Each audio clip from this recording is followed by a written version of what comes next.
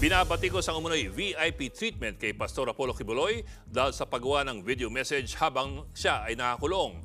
Pinagpapaliwanag ng Korte ang kampo ni Quiboloy dahil hindi raw dumaan sa kanila ang nasabing video. Nasa frontline ng balitang yan si Camille Samonte.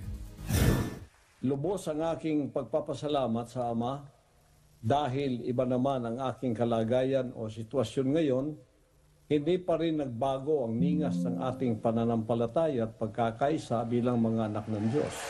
Ito ang bahagi ng video message ni Kingdom of Jesus Christ Pastor Apollo Quiboloy sa kanyang mga taga-suporta sa pagtitipon ng KOJC sa Inaris Sports Arena noong February 9. Naipost na din ang video sa Facebook page ng SMNI. Video message lang ang ipinadala ng pastor na tumatakbo rin sa pagkasenador sa bilang Pilipino 2025. Nakakulong si Quiboloy na nahaharap sa kasong qualified human trafficking sa Pasig Regional Trial Court.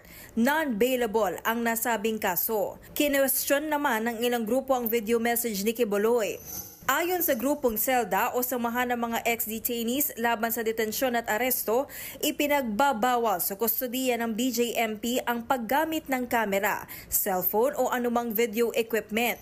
Malinaw raw na VIP ang trato sa pastor sa loob ng kulungan. Ang video rin ang rason ng isang court order mula sa Pasig RTC. Pinagpapaliwanag ng korte ang kampo ni Quiboloy sa loob ng 5 araw kung bakit naglabas ng video ng walang pahintulot at hindi nila napipreview.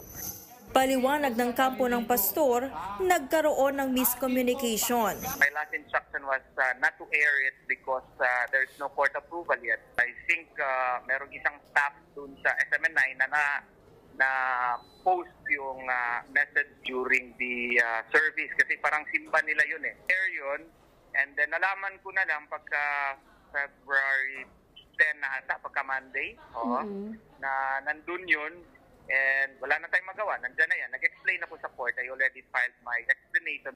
Bukod sa religious gathering noong February 9, nakapagpadala rin si Quiboloy ng video message sa kanyang proclamation rally sa Pasig noong February 11 at sa campaign sortie ng PDP sa San Juan noong February 13. Pero giit ng kampo ng pastor, may permiso na ng korte ang video message sa mga nasabing event.